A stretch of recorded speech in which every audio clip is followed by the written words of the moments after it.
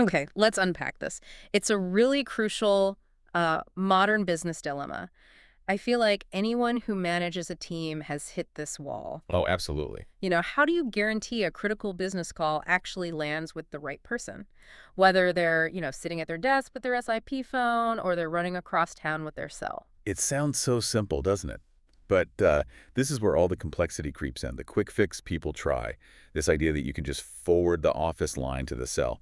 That's usually a tripwire. A tripwire, how so? Well, that one simple action often ends up breaking your analytics. It can shred your accountability, and suddenly you're left wondering where the voicemails actually went. Mhm.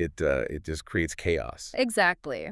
So our mission in this deep dive is to give you a shortcut to really master these integration points. Yeah. We're diving into some technical guides, some community discussions, all focused on high-level phone system routing. We are going to solve the three core headaches here. The duplicate user mistake, the catastrophe of broken ad analytics, and, of course, the vanishing voicemail problem. And we're going to do that by focusing on a few core concepts, things like call flows, simultaneous ringing, and I think most importantly, the foundational distinction between routing a call and forwarding a call. Ah, okay. If you can just master that one distinction, Hmm. honestly, everything else just sort of falls into place. So let's start there, because that's really where the whole system architecture begins, right? We have to talk about ownership. We do. Our sources are pretty strong on this. They recommend a phone number needs to be assigned to a staff user profile, the actual person, not directly to a specific SI device, the hardware on the desk. Why is that so important? It's all about where the intelligence lives. Yeah. The staff user profile is where you have flexible settings, central management.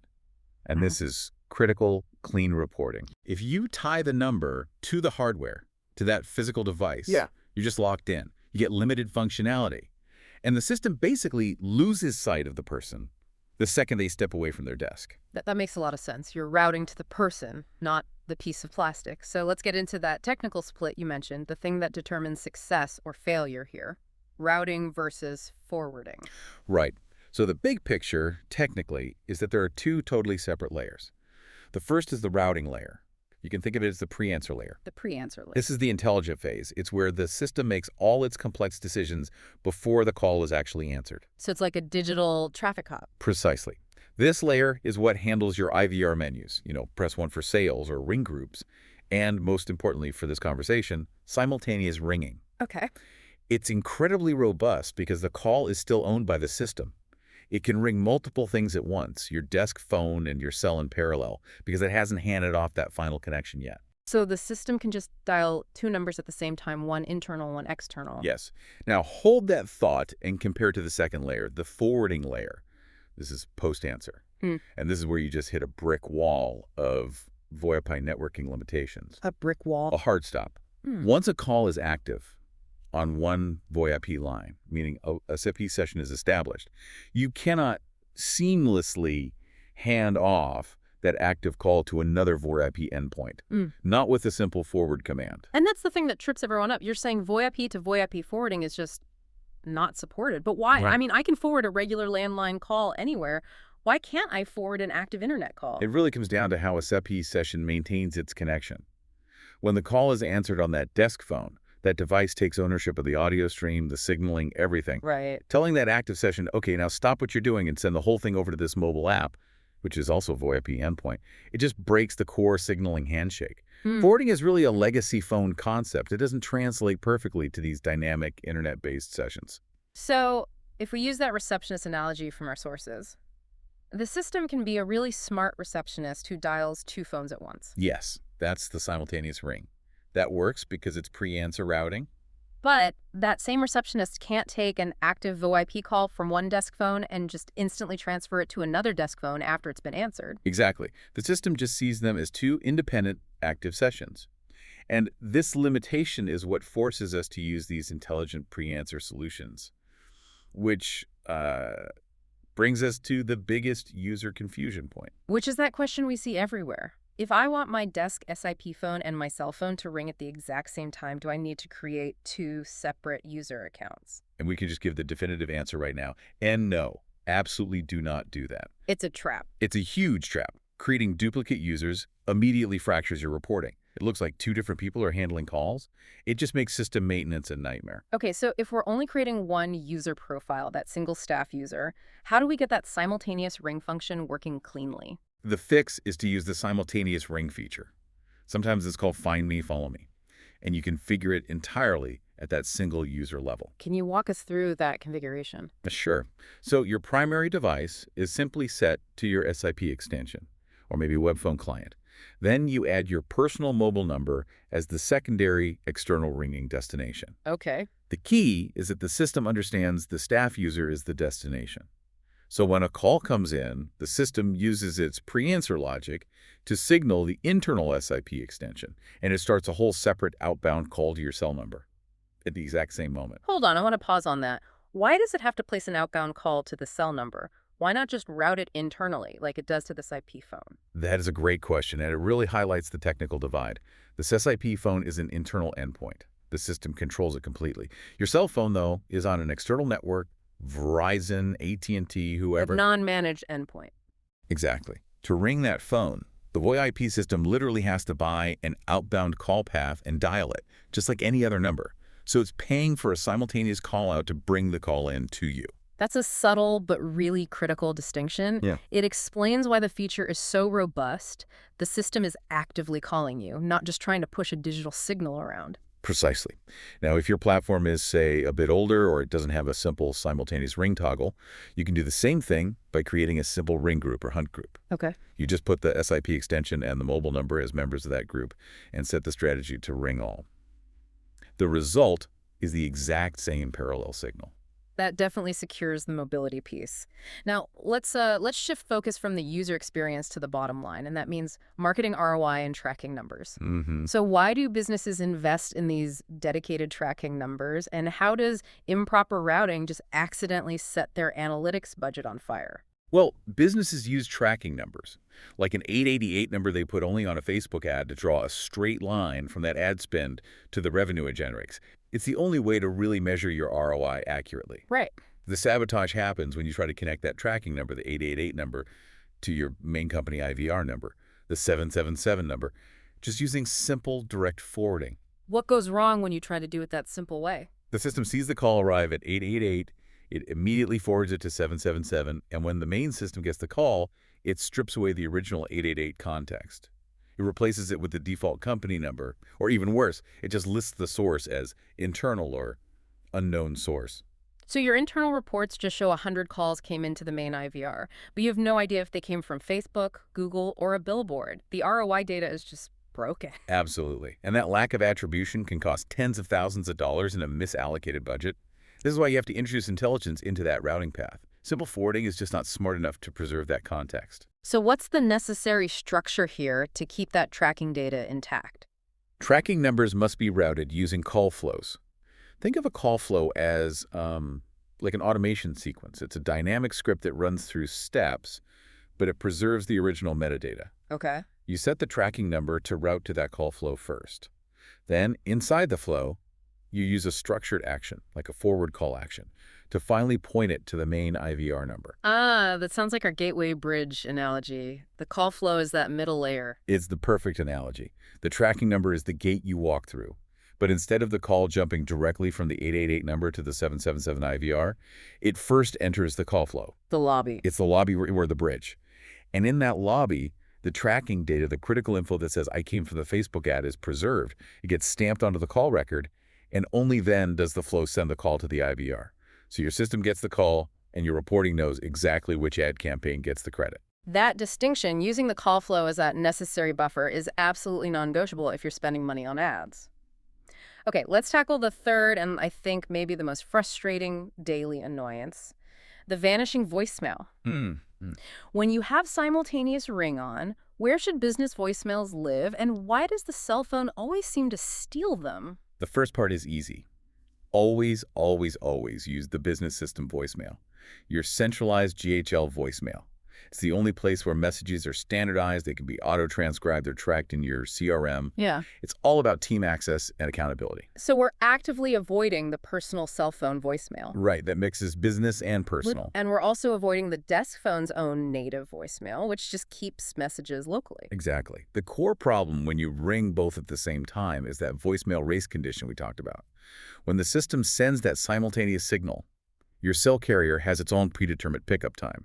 By default, that's often 25, maybe 30 seconds. And if the business VoIP system's internal timeout is also set to 30 seconds, The cell carrier's voicemail is almost always going to pick up first.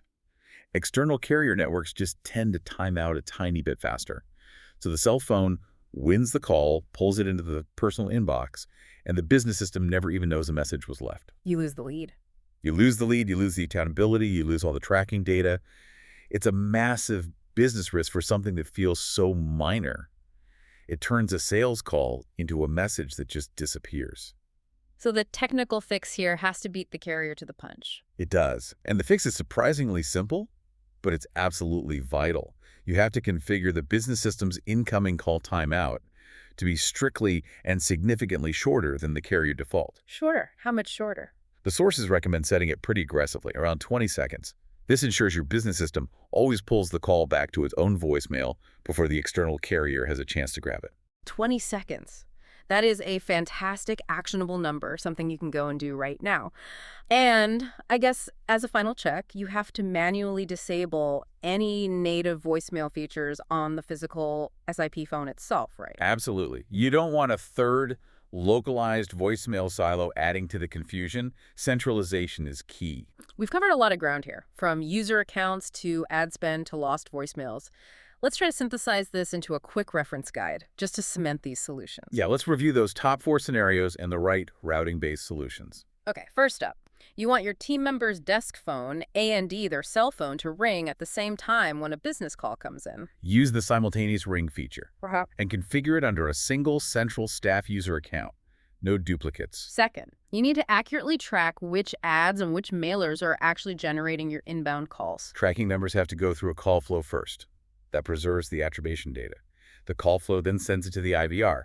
Simple forwarding breaks your reporting. Third, you need all business voicemails in one place, transcribed, available for the team to follow up on. Use the business system voicemail only. And crucially, set that incoming call timeout to be short, like 20 seconds. That's how you beat the mobile carrier's voicemail. And finally, that big limitation that causes so much friction, you want to forward an active VoIP call from a desk phone to another VoIP endpoint, like a mobile app. Not possible. You have to rely on simultaneous ring. That's the pre-answer routing method. You can't use post-answer forwarding for that. So if we connect all this to the bigger picture, what's the core philosophical takeaway for someone trying to set this up right the first time? What's really fascinating is the pattern here. All the successful scalable solutions we've talked about, user control, clean analytics, guaranteed voicemail, they all happen at the routing layer, the pre-answer stage. Yep. You're using intelligent automations like call flows and user settings to make the right decision before the phone ever connects. You're consciously building your system to avoid the technical limits of the forwarding layer, which only deals with calls after they're made. Structure and predictability win over simple transfers every time. That framework really gives you the power to troubleshoot immediately. We've given you the tools to solve that user account confusion, secure your ad tracking budget, and get rid of that phantom voicemail problem. It all comes down to that clear, structured logic. It moves the system from feeling reactive and chaotic to proactive and dependable. So we talked about that crucial limitation. Once a call is active on a SIP desk phone, that VoIP to VoIP forwarding is fundamentally unsupported. So here's a thought. If a team member answers a call on their desk phone, they're talking to a major client, and then they realize they have to leave the office right now without dropping that professional connection. What non-forwarding alternative could the system provide to maintain that conversation and mobility mid-call? That's a great high-level problem. Huh. And it requires thinking completely outside the normal transfer and forwarding rules. Since the system can't transfer that active SI session, it has to create a new session. The key feature is often called call flip or mobile handoff. Call flip. Yeah. It works by having the user input a key press sequence on their active desk phone. This key press doesn't try to forward the call. Instead, it instantly triggers the system to place a brand new outbound call to the user's mobile app or cell number. Once the mobile device answers, the system automatically drops the original desk phone session. It effectively moves the active call with zero downtime and without ever using a prohibited VoIP to VoIP transfer. So the system connects the cell phone to the call and then drops the desk phone from the call? Wow, that's a really sophisticated way to cheat the system's limitations. A fantastic thought to explore further. Thank you for taking this deep dive with us today. Always a pleasure providing the shortcut to knowledge. Welcome to the deep dive. Today we're taking a pretty dense stack of technical documentation and really boiling it down. Our mission is to solve some of the most, well, frustrating phone system puzzles that modern businesses run into. Right. Specifically integrating your FSAP desk phones, your mobile phones, and crucially, your ad tracking numbers into one unified professional system. We're talking about moving past just simple call forwarding and into something that's more enterprise-grade routing. Yeah. Because the source material we analyzed, it shows that people are really struggling with two major roadblocks. And these roadblocks lead to some serious data loss and a lot of customer service headaches. Oh, for sure. Exactly. So roadblock number one is what we're calling the simultaneous ring puzzle. Right. How do you get a professional VoIP desk phone and your employee's mobile to ring at the same time for just one person? And then there's roadblock number two, the tracking number conundrum. So you're running a Facebook ad, you've got a dedicated number. How do you route that call to your main menu, your IVR, without just completely destroying your marketing data? It's a huge problem. These mistakes, they create this technical debt that you don't even see until, a high-value lead calls in and you lose the data. Or worse, you lose the call. Right. So we're going to show you the clean solution. And it all centers on understanding the difference between the routing layer and the forwarding layer and using something called call flows. Okay, so let's start with the big myth. The fundamental misconception we saw again and again in the sources.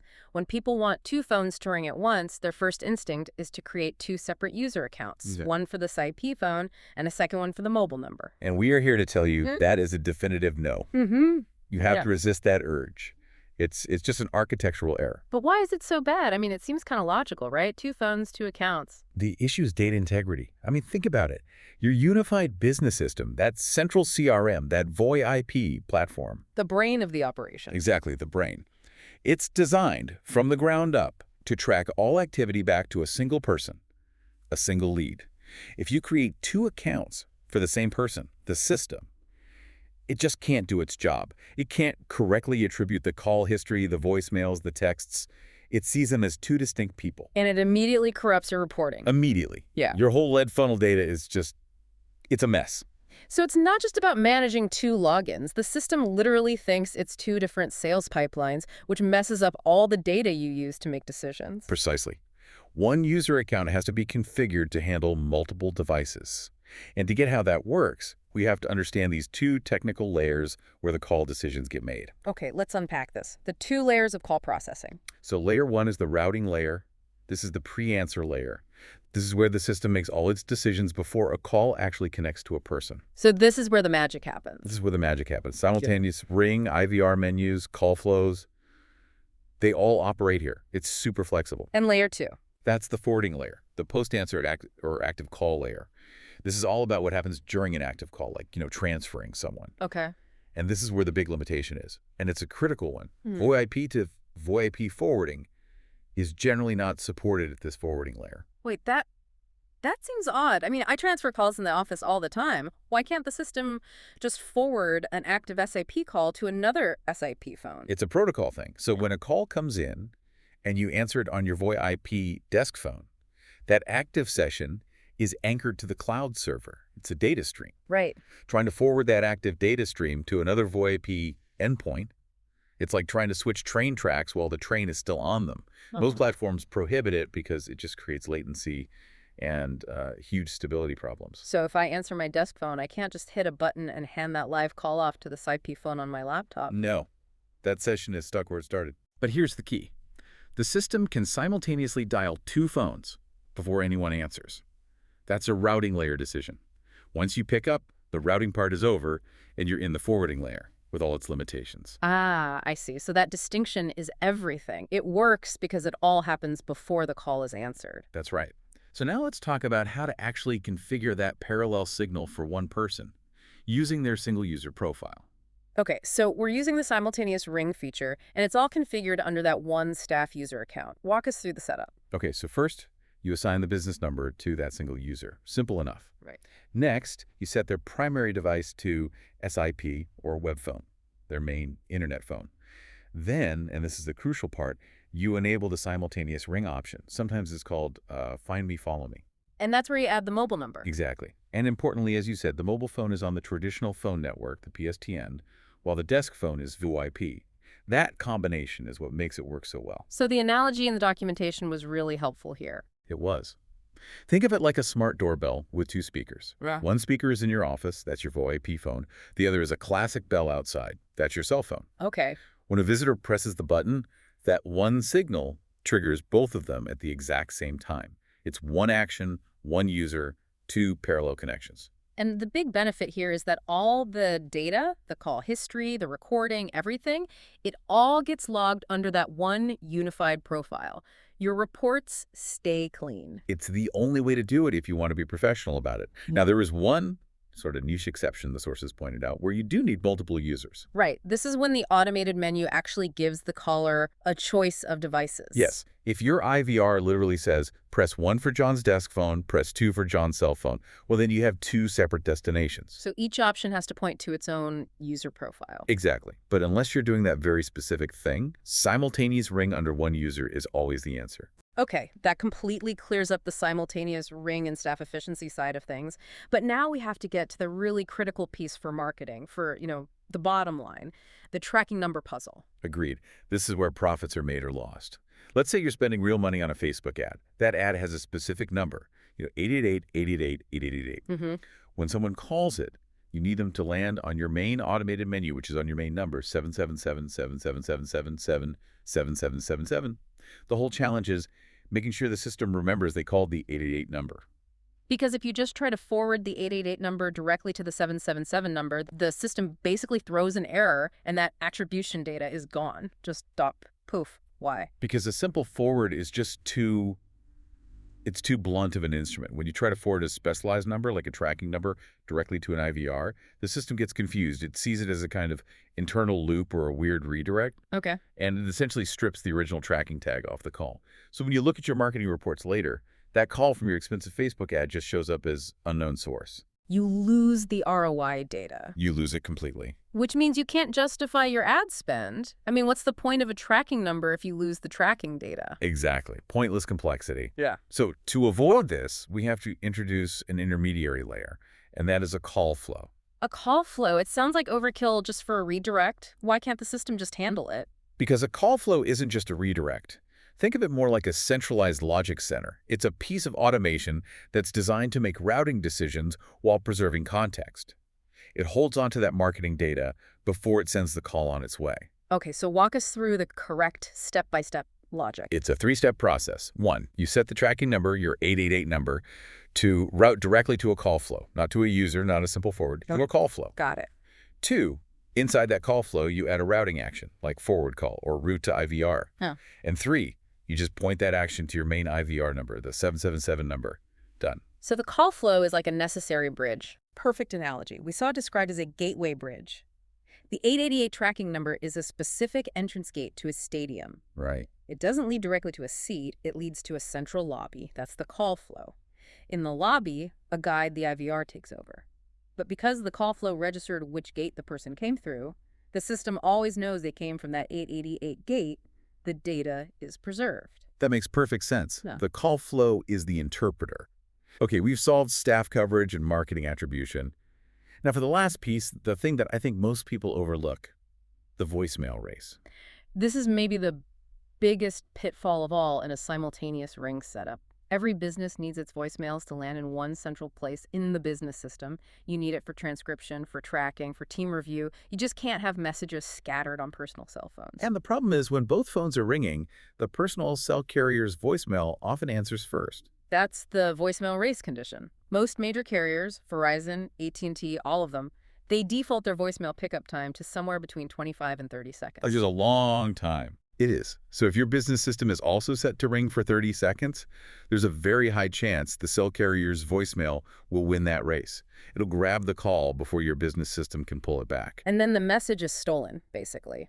The system never knows it happened, and you've lost that lead or that piece of data. Stolen is the right word. It's a constant drain for businesses that don't know this fix. So what is the fix? What is the specific magic number that makes sure the business system always wins?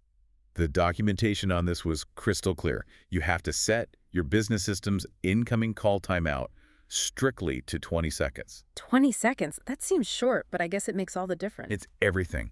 By setting your system to 20 seconds, you are forcing it to pull the call back to its own internal voicemail before the carrier's 25-second default can ever kick in. It guarantees you collect the message every single time. That is a brilliant, actionable piece of information. And I assume to really lock it down, you should probably also disable the native voicemail on the actual desk phone hardware, too. Absolutely. Eliminate all possible competitors in the race.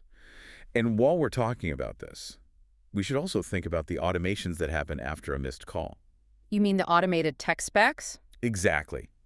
Sorry I missed your call. Right. If a lead calls and you miss them, you want to text them back right away, but you can't do it while they're still leaving their message. That's it. If your automation just triggers on a missed call status, that text might go out while they're still talking. They get a text saying, sorry I missed you. Yeah.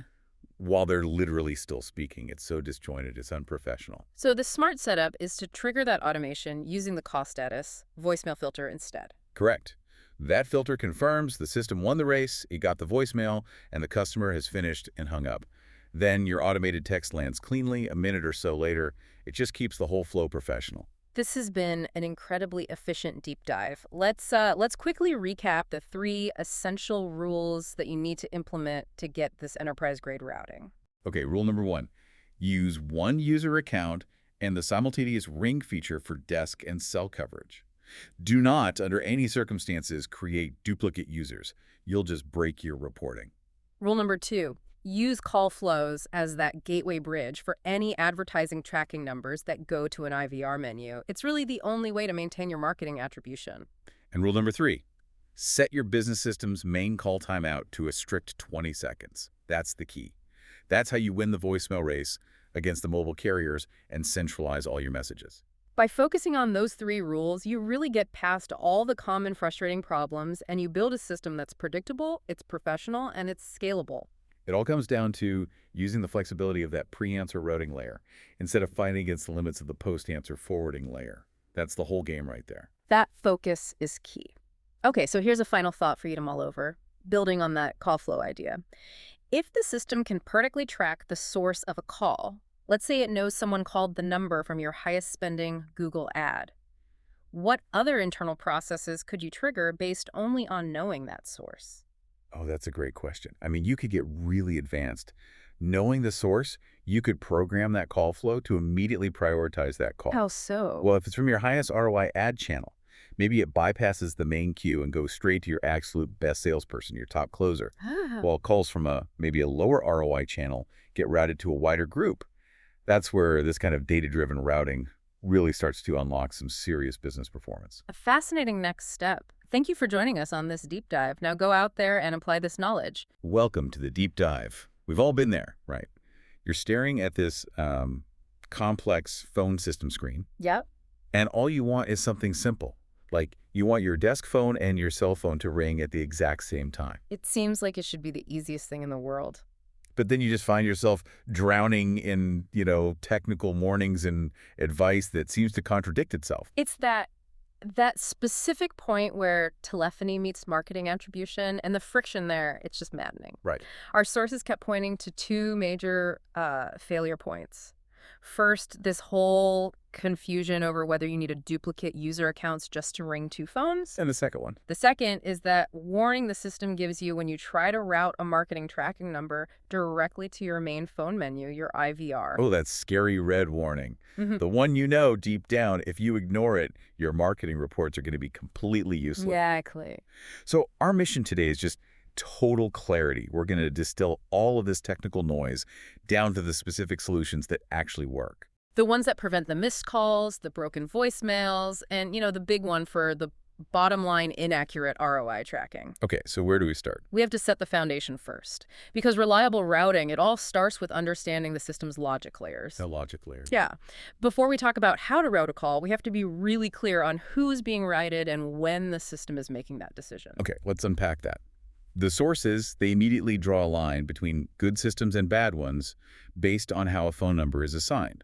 It sounds basic, but it's apparently crucial. It is. This is the first critical distinction, user versus device assignment. So assigning it to the person versus the hardware. Exactly.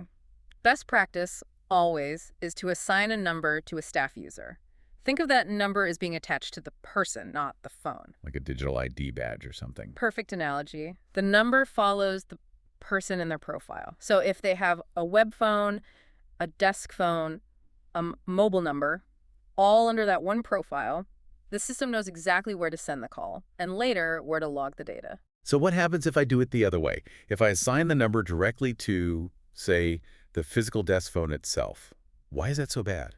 You limit your flexibility so much. It's like mounting a public phone on a wall. It rings, sure. But there's no context. No context at all. You lose your reporting, you can't easily set up other places for it to ring, and your voicemails get stuck on that one device. The number is stuck to the hardware, not the human. Person, not the pedestal. I like that. Right. Okay, so that's foundational concept one. What's the second one? You said this is the one that really separates the pros from the novices. This is the big aha moment. It's understanding the difference between the routing layer and the forwarding layer. Okay. If you miss this, you will struggle with advanced phone setups forever.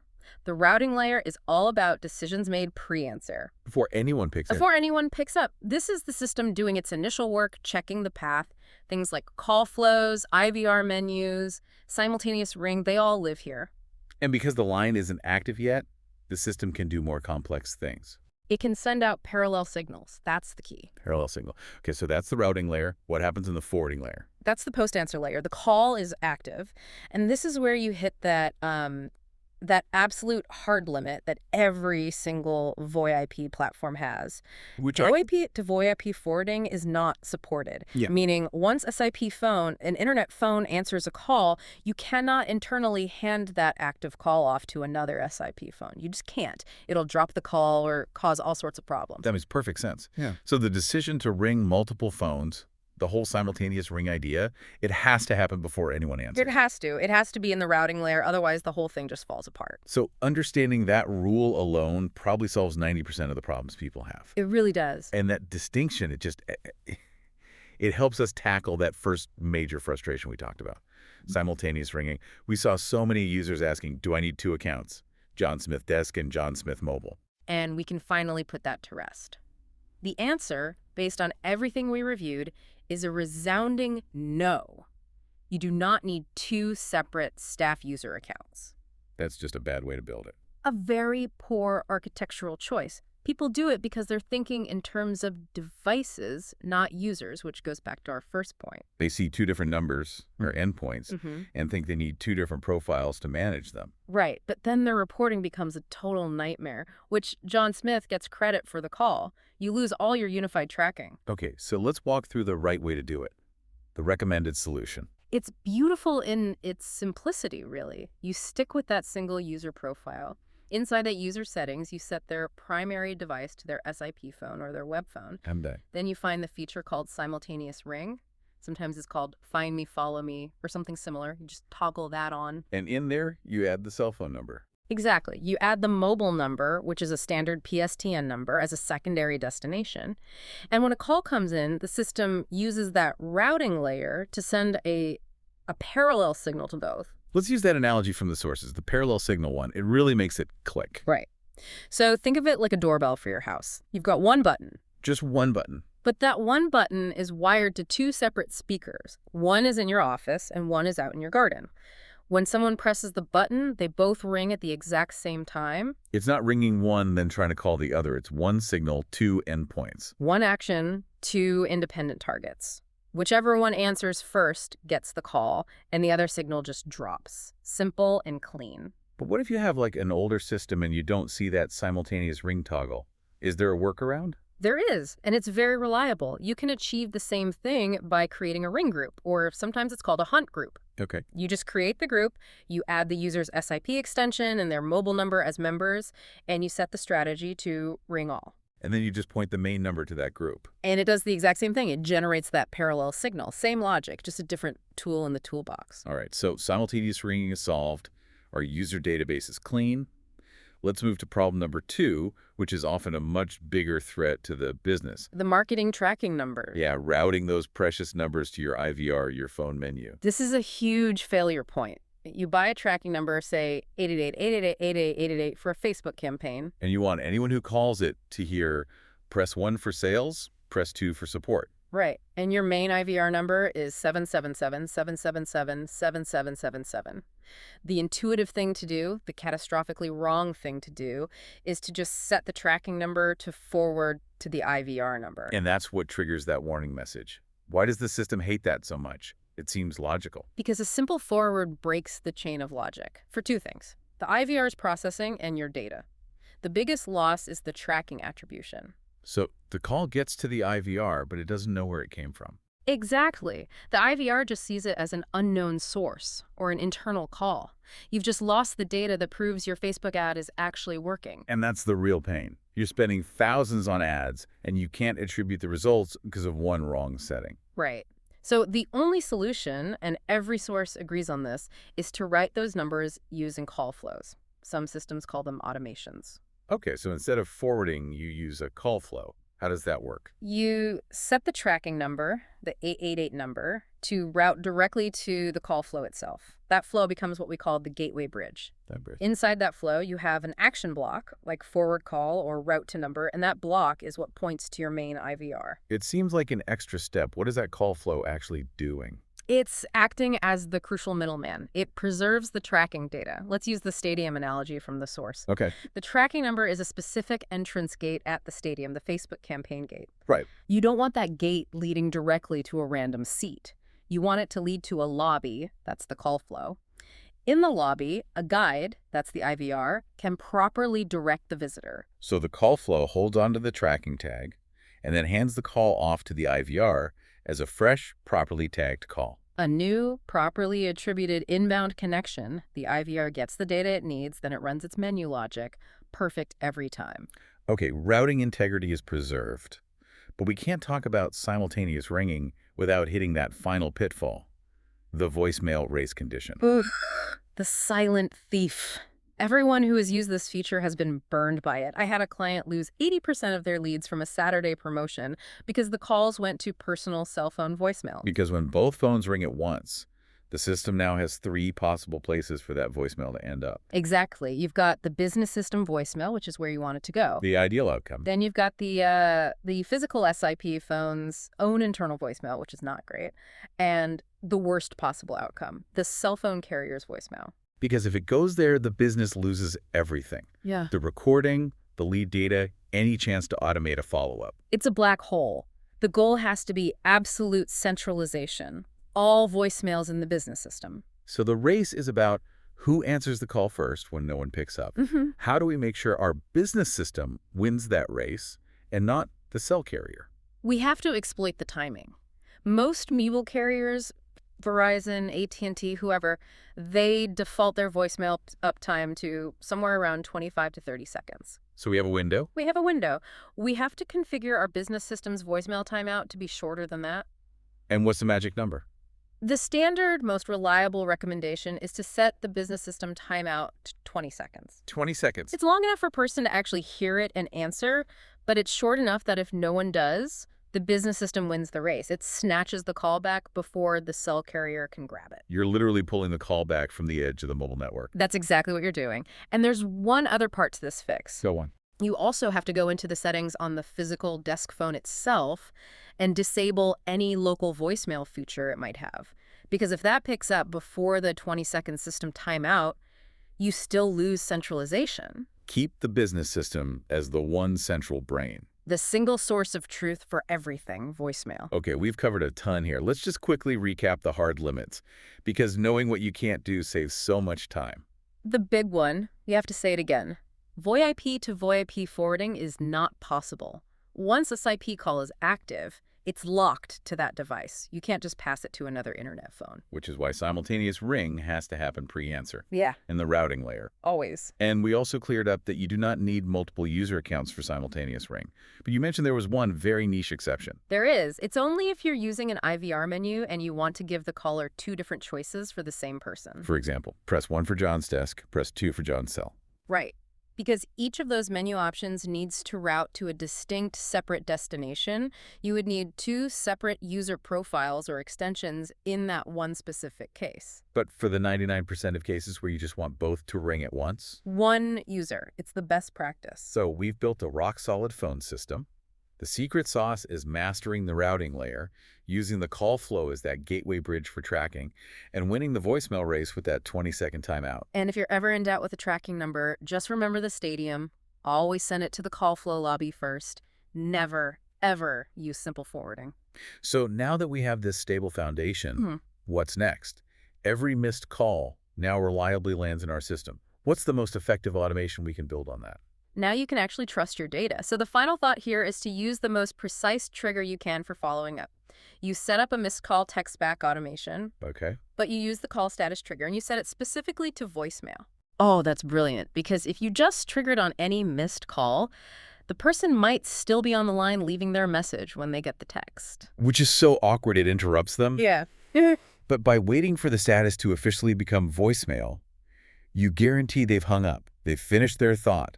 Then, a moment later, they get that text, "Sorry we missed you, how can we help?" And the automation feels intentional, it feels proactive, and it feels human. All because you fixed the boring technical plumbing underneath. That's the power of a stable architecture. Welcome to the Deep Dive, the place where we take those really dense technical requirements and try to turn them into actionable, crystal clear insights. Yeah, that's the goal. And if you run a business today, you absolutely face this universal headache. How do you perfectly marry the stability of your desk phone, your VoIP system, your SIP device, with the, the mobility of your cell phone? And how do you do it while making sure you are reachable anywhere without losing critical marketing data or, even worse, losing a valuable customer voicemail? It seems like such a simple request, doesn't it? Just make both phones ring. But the complexity, especially when you're dealing with platforms built for high-volume lead management like GHL, it all comes down to understanding the 2 critical layers of call handling. Yeah. So our mission today is really to simplify this advanced call routing, to turn it into clear, predictable decisions for you. Because you need to be reachable, but the system itself has to maintain its integrity. Absolutely. And I think the foundational challenge here is it's really twofold. First, there's just achieving simultaneous ringing without creating total system chaos through, say, duplicate users. Right, that's a huge one. And second, correctly routing those expensive ad tracking numbers to your main phone menu, what we often call an IVR, an interactive voice response system. And we've found that the single biggest technical hurdle, really, is grasping the difference between the system's ability to ring multiple phones versus its fundamental inability to transfer a live call between 2 internet-based devices. That distinction sounds like the entire game. It is. If you miss that, you will find yourself in constant configuration trouble. So we really need to start by understanding the architecture of connectivity, that critical difference between routing and forwarding. That's what unlocks everything else. Okay, let's unpack that then. I think most people, myself included sometimes, just assume all call movement is the same. But you're telling us there are 2 fundamentally different layers in action. What are they? How do they differ? We can break it down into the moment before the call is answered and the moment after. The first is what we call the routing layer. This is all pre-answer. Before anyone's picked up. Exactly. And this layer is highly flexible because no actual session has been established yet. The phone system is just deciding where to send the signal next. This is where your IVR menus live, your complex ring groups, and that all-important simultaneous ringing. It can send signals to multiple types of endpoints at the same time, a registered SIP device, and a standard mobile phone over the public network. So the routing layer is kind of like the air traffic controller, directing traffic before the plane even lands. That's a great way to put it. So what about the second layer then? That's the forwarding layer, or you could call it the post-answer layer, and this is where things become highly restrictive. Once a session is established, meaning someone has actually picked up the phone, the call is now active, and it's tied to that specific answering device. Okay. And here is the key limitation. This is straight from the source material. VoIP to VoIP forwarding is not supported. Wait, okay, hold on. Why is that? Why can the system seamlessly dial two of my SIP phones at once, but the second I answer on my desk phone, I can't just digitally hand that active conversation off to my colleague's desk phone down the hall? It's a really deep technical limitation, and it's inherent in the SIP protocol itself. SIP sessions are built as a point-to-point connection. So when you answer, you establish a direct active media path between your SIP device and the caller. A direct line. A direct line. To transfer that live call to another internet-based phone would mean the system has to break that established media stream and then instantly rebuild a brand new separate stream with the new endpoint all Yeah. while trying to maintain the call state and audio quality. It's not feasible or stable across most commercial VoIP systems. So it's safer and more reliable for the system to just handle all that routing before the answer. Exactly. It's a stability issue. Wow. That makes the flexibility of that pre-answer routing layer suddenly seem much more valuable. And understanding that limitation immediately addresses a huge point of confusion I see all the time, what you're calling the user assignment myth. Absolutely.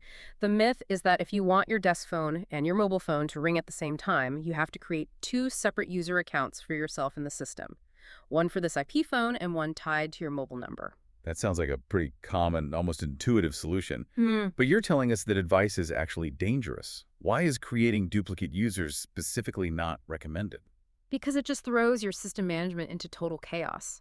Creating two profiles for one person splits their conversation history, it fragments all your reporting, and it generally makes your system so much harder to manage. The key takeaway here is simple. One user account can, and really should, ring multiple devices. So the goal is to keep the phone number assigned to the person, not the piece of hardware. Can we use an analogy for the listener to really nail this down? Yeah, think of it in terms of a license. The recommended approach is assigned to user. Your phone number is your license, and it follows your user profile across all your configured devices, the physical SIP phone, the web phone on your computer, your personal mobile phone, all of it. Okay. But if you assign the number directly to device, which is the discouraged path, you've essentially tied that license to a specific piece of hardware. You lose all flexibility and that centralized tracking the moment that hardware changes or, you just step away from your desk. You want the number to follow you, the professional, not the desk. Understood. The architecture is clear. Root pre-answer, restrict forwarding post-answer. So if we've established that foundation, let's move to the really practical application of mobility. Simultaneous ringing. The scenario is a classic one. I need my desk, SIP phone, and my cell phone ringing at the exact same moment. And this is handled perfectly by that flexible routing layer we talked about. The recommended feature is called user-level simultaneous ring. Some systems might call it find me, follow me. So how does that look technically? I mean, is the SIP phone calling the cell phone? Not at all, and that's the critical misunderstanding. Because this all operates at the routing layer, the system sends two signals out in parallel. It sends a standard internal SIP ring signal to the desk device, and at the exact same time, it initiates a completely separate outbound call to your mobile number over the public network. Ah, so they're two distinct parallel calls coming from the business system. Exactly. And the first device to successfully establish a connection by being answered takes the call, and the signal to the other one is immediately aborted. That's where that doorbell connected to two speakers. Analogy from the source material makes perfect sense. It's one initial signal that's just triggering two endpoints at once, not one endpoint trying to call the other one. Precisely. It guarantees availability. Now, while simultaneous ringing is usually the best solution for a single user for businesses with more complex needs, maybe you need specific call timing or coverage for a whole team, you can also use a ring group or a hunt group. Okay, so how does that work? You just add both the staff member's SIP extension and their mobile number into that group, and then set the ring strategy to ring all. It achieves the exact same simultaneous result, but it just offers more flexibility for managing a team. That flexibility is important. But let's cover the one critical exception we found in the source material. If a business uses their IVR menu to specifically offer, say, press 1 for John's desk phone, press 2 for John's cell phone, our sources say that does require separate user profiles. Why is that specific IVR choice so different? It goes back to the technical routing of that specific IVR function. When you use an IVR's connect call action, it typically needs to route to a specifically defined user profile inside the system. So if you ask the caller to choose between two distinct destinations, the system treats those as two separate user endpoints, even if they belong to the same person. So for most people, simultaneous ring is cleaner. Much cleaner. But if your IVR explicitly offers that choice, then you're sort of forced into the technical compromise of a duplicate user setup. It's a key detail to know. A crucial difference. Okay, let's shift gears now to theme 3, which moves from availability to profitability, tracking numbers and IVR. This is all about making sure that the money you spend on advertising actually translates into measurable data. Right. And the business need here is absolutely essential. And it's often overlooked until, the reports start coming back wrong. A business uses different tracking numbers, one for Google Ads, a different one for Facebook, to accurately calculate ROI and figure out which marketing channels are actually working. You have to know which ad is working to make smart investment decisions. You have to. So the goal is simple then. Route the Facebook tracking number to the main business IVR number. I just assume I set up a simple forward, right? And that, unfortunately, is the precise trap that ruins thousands of marketing budgets. Attempting to use a simple forward between your tracking number and your main IVR, it triggers a system warning, and for a very good reason. Which is? Simple forwarding bypasses all the complex IVR logic entirely. And critically, the crucial tracking and attribution data is just lost in transit. And the result of that is? You spend thousands on Google Ads, the phone rings, but your call reporting system shows the source as unknown source. Oh, no. You lose all the valuable advertising analytics you just paid for. It's like paying for a concert ticket but having the usher rip off the stud before you can enter. You got in, but you have zero proof of purchase. So if direct forwarding is out, what's the architectural bridge that actually preserves that attribution data? The solution is to use the platform's native automation logic, what we call call flows or visual sequence builder. This is the correct recommended method. Tell us how that process actually works. You set the tracking number to route directly to a call flow first. The call flow acts as an intermediary, kind of a brief, silent handler. Within that flow, you add a specific action like forward call or IVR route to number, and that action then points to the main business IVR number. So the call flow is the middleman. It is, and because the call flow initiated the route, it ensures that all the tracking metadata that's associated with that initial tracking number is preserved and properly logged before the call ever hits the main IVR logic. I love the stadium analogy here. The tracking number is the specific entrance gate, ensuring only Google traffic comes through. Right. The call flow is the dedicated lobby where the ticket is checked and validated, preserving the source. Oh. And then the IVR is the internal guide that takes over once you're safely inside. Yeah. This guarantees accurate analytics. It's non-negotiable for anyone running paid traffic. You just have to use the flow logic. Okay, now let's transition to theme 4, which is arguably the most common source of frustration for staff members, the voicemail race condition. When simultaneous ring is set up, why do voicemails sometimes just vanish into a personal abyss? This is the hidden headache that causes lost leads and missed revenue. When the system is configured incorrectly, that precious voicemail disappears into a black hole. And that's usually the staff member's personal cell phone inbox, mixed in with their dentist reminders and family calls. So let's start with the best practice. Where should voicemails always land? Unequivocally, always use the business system voicemail, the centralized system voicemail. It's critical for a few reasons. You get centralized messages for team visibility, you get automatic transcription, and most importantly, you preserve that crucial call tracking data we just talked about. So if the voicemail is captured by the business system, we know the source. We know the source. And if it lands on a personal mobile phone, it's essentially lost to the business. You can't track it, you can't manage follow-up, and you have no idea if that missed call came from a $5,000 ad campaign or just a wrong number. The cost of losing a qualified lead because of a configuration issue is massive. Let's get to the core of the problem then. The race itself. Why does the cell phone carrier sometimes steal the call before the business system can answer? It's a literal race between two timers. When your SIP and cell phones ring at the same time, there's a competition between the business system's voicemail timeout and the fixed pickup time of the personal cell carrier. Most mobile carriers default to answering an unanswered call and routing it to personal voicemail after about 25 to 30 seconds. Oh, okay, that's pretty standard. It is. But if your business system's internal timeout is also set to 30 seconds, the cell carrier will always win that race, even by a fraction of a second. It intercepts the call and sends the message straight to your personal inbox. That makes perfect sense. The business system never even had a chance to present its professional greeting and capture the lead.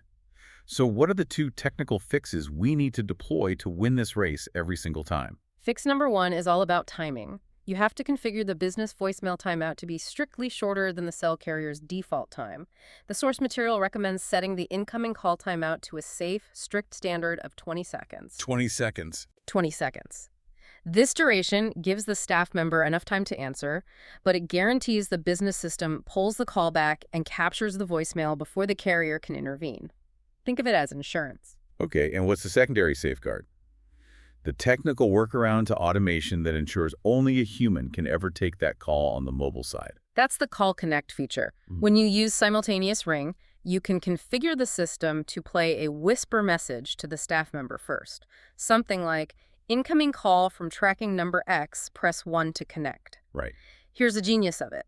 A mobile carrier's automated voicemail cannot press 1.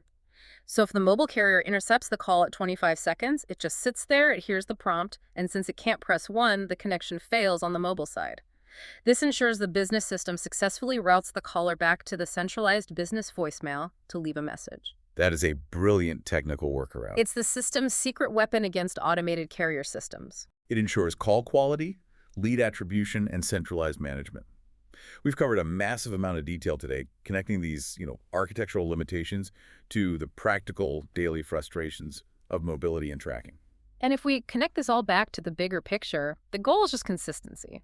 These configuration details are the difference between a high-performing lead management system and one that requires constant troubleshooting.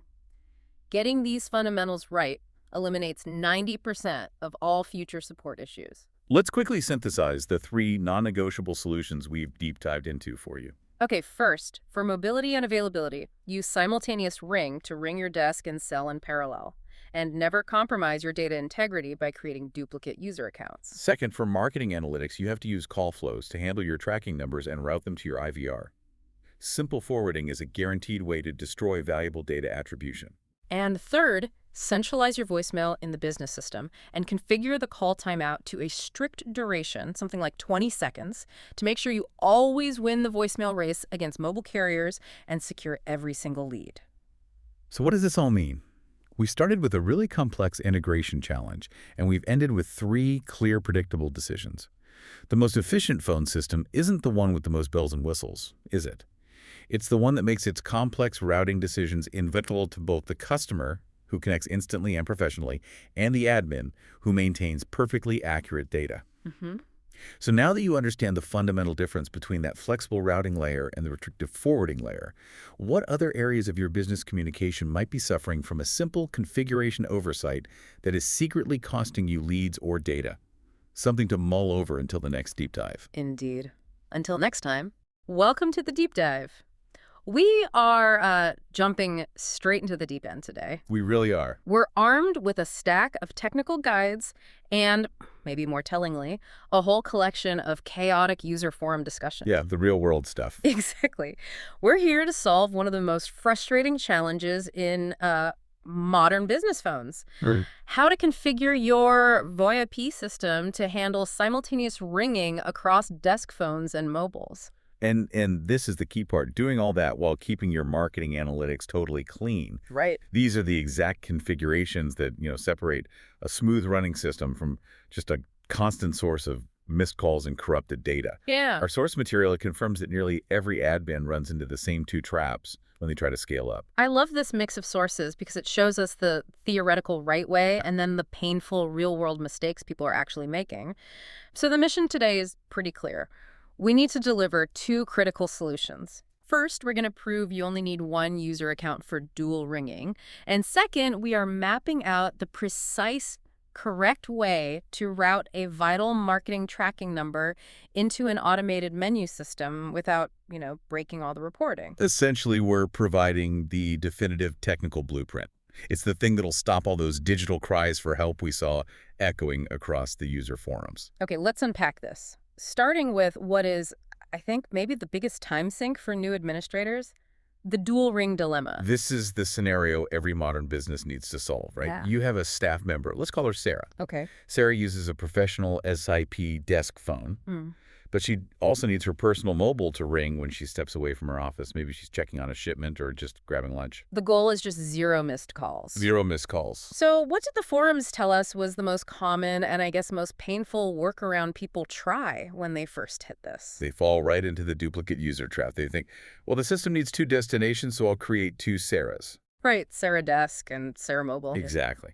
One for this IP phone, one for her cell number. And this immediately starts causing problems, doesn't it? I mean, you're paying for 2 licenses for one thing. For one thing, yeah. But more importantly, you're ruining your back-end data. The clear answer is that you absolutely must not do this. It just creates these system management headaches and reporting fragmentation. So if Sarah answers on her cell, which Sarah gets credit for that call, which license is tied up? Precisely. And when you pull the quarterly call reports, the data is split across 2 records. It makes it nearly impossible to attribute sales actions correctly to the actual person. It's an administrative nightmare that just scales so poorly. So we need that elegant solution, that single incoming call signal that can trigger multiple phones at once, but using just one user profile. What's the official feature here? We use the simultaneous ring feature. I mean, sometimes you'll see it called Find Me, Follow Me, or parallel ringing. It depends on the platform. Okay. But within Sarah's single user account settings, you just enable simultaneous ring. The primary device is always the internet-based phone, the SIP desktop phone, or maybe the web phone app, and then you just list her mobile number as the secondary destination. That makes perfect sense. It's one trigger point hitting 2 targets. I like the analogy we found in those discussion threads. The doorbell one. Yeah, it's like a single doorbell button that's connected to 2 speakers, one inside the house, one out on the patio. The visitor presses the button, and that single signal triggers both speakers at the exact same time. It's true parallel ringing. Mm. And it works perfectly because it happens at the system's routing layer. But this is where we have to introduce the critical limitation that confuses everyone. Go on. Even experienced admins get tripped up by this. Mm. The rule is, VoIP to VoIP forwarding is generally not supported. Wait, okay, hold on. So if simultaneous ring works, why can't I just take a call on my desk phone, realize I need to leave, and then hit a button to seamlessly hand off that active SIP call to my mobile app, which is also an internet phone? What's breaking there? This is a really nuanced but crucial point. Simultaneous ring happens before the call's answered. It's just sending an alert signal. Okay, pre-answer. Right. Once you pick up on the desk phone, your VoIP device, you establish what's called a media session. That session has very specific identity data, network address translations, a constant flow of data packets tied directly to that one SIP endpoint. So it's locked to that specific IP address and that device. Precisely. Trying to hand that active call off to another VoIP endpoint, like a mobile app, is fundamentally trying to rip the ongoing connection out of one network location and instantly paste it into another. Across different firewalls, different networks. Exactly. The session continuity just breaks. The system cannot reliably maintain the audio path when transferring an active internet-based call between 2 separate internet-based devices. That distinction is so vital for troubleshooting. So simultaneous ring, great, pre-answer. Mid-call transfer between 2 SIP devices. That's where the system hits a wall and the transfer fails. Dropped calls, frustration. You have to end the call and call back if you want to switch devices. So we've nailed the user-to-device connection. Now we need to move to that second big routing challenge. And this is where the marketing budget really comes in. We have to make sure every dollar spent attracting a lead is tracked. This is a frequent, massive failure point for businesses running ad campaigns. The scenario is a classic one. I'm sure it is. You spend money on a Facebook ad, and it features a unique tracking number, let's say 888-AD-TRACK. That number is supposed to connect callers to your main business line, which routes to your primary IVR menu at 777's main IVR. And the easy but completely wrong way to set this up is what? Simple forwarding. The admin goes in, sets the 888 tracking number to simply forward calls to 777 main IVR. The system immediately throws a warning. Which they probably ignore. Which they ignore. And then they quickly discover their analytics are completely destroyed. Why? Why does simple forwarding just destroy the data like that? Well, when the system forwards the call, it basically... I just strip something away. It strips away the originating context, exactly. Mm-hmm. So by the time the call actually hits the 777 number, the IVR sees a call from the 888 number, but that critical attribution metadata, the fact that this specific 888 number was tied to the Q3 Facebook campaign, is often lost. So you end up with reports just showing unknown source. Unknown source, or sometimes the IVR doesn't even work right because it expects a direct dial, not a forwarded call. And that's unacceptable when you're trying to calculate ROI. You need that 888 number to act like a flag, preserving its identity through the whole journey. What is the correct structure? The required solution is to use call flows. These are the platform's built-in visual automation workflows. You're not forwarding the number anymore. You're routing the number through logic. Can you describe call flows for someone who hasn't used them? It's not just a text menu, right? Oh, not at all. Think of call flows like a drag-and-drop flowchart builder, but specifically for phone calls. You map out the journey step by step. Yep. So instead of telling the system, go from A to B, you tell it, when a call comes into 888 AD track, start this flowchart. And the very first step in that flowchart is an action block that says, route to IVR, or forward to number 777 main IVR. So the call flow is acting as that necessary intermediary. It's the digital traffic controller that says, okay, I see the 888 tracking flag, I acknowledge it, and now I will send the call to the IVR menu carrying that flag with it. Precisely. This structure acts as the indispensable gateway bridge. The tracking number is set to route directly into the call flow, and the call flow preserves the initial attribution data while correctly delivering the call to the IVR system. Which brings us back to that powerful stadium analogy from the source material. Yeah, that was a good one. The tracking number, 888 AD track, is like a specific entrance gate at a huge stadium, let's say gate 5 for VIPs. Instead of gate 5 leading you right to a seat, it leads you to a lobby, that's your call flow. Right. And in that lobby, the guide, that's the IVR, directs the visitor to the right seating section. But crucially, the stadium management, your analytics dashboard, knows that every single person who came through that lobby originally entered via Gate 5. The source is preserved. It's really the only way to ensure you have scalability and clean analytics. The key takeaway, which the forums struggle with constantly, is that marketing numbers must route through logic. That means call flows, not simple, brittle forwarding. Logical routing over brute force forwarding. Okay, now let's tie these concepts together. The single user account, the ringing on 2 devices, and introduce a new source of potential disaster. The voicemail race condition. This is a huge issue for any team that really relies on their phones. I can imagine. It absolutely is. Yeah. So if Sarah's desk phone and her personal cell phone are ringing at the same time, right, through that simultaneous ring setting, and she misses the call, where does the voicemail land? The sources outline 3 options here. The centralized business system voicemail, the personal cell phone voicemail, or the local, often neglected desk phone voicemail. And the unanimous best practice is the business system voicemail. This is, it's non-negotiable for professional operations. Why? It centralizes messages for team visibility, it allows for mandatory tracking and logging, and you get essential features like automatic transcription. When a lead calls, you need that record instantly available to the whole team, not siloed on Sarah's personal phone. But the central system is only useful if it actually answers the call.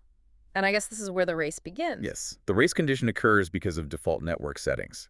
Most major mobile carriers, AT&T, Verizon, T-Mobile, you name it, they have a native voicemail pickup time set between 25 and 30 seconds. And you can't change that. It's a non-negotiable setting on their network. So if your business phone system's voicemail is set to pick up at, say, 30 seconds, the cell carrier will always win the race. It grabs the call first. It grabs the call first. And that critical business message is sent to a personal, untracked, unsecured inbox. That's a total liability. You're losing leads. And depending on your industry like finance or healthcare, you could be breaking compliance or security rules by letting sensitive client communication land in an unmonitored personal box. It's a huge risk. Precisely. So the goal is to make sure the business system always answers. And the fix is remarkably specific. It relies on speed. The technical guides we reviewed are crystal clear. You have to implement the 20-second standard. 20 seconds. That's the specific magic number. How do you implement that across the system? You have to ensure your business system voicemail timeout is shorter than the cell carrier's default.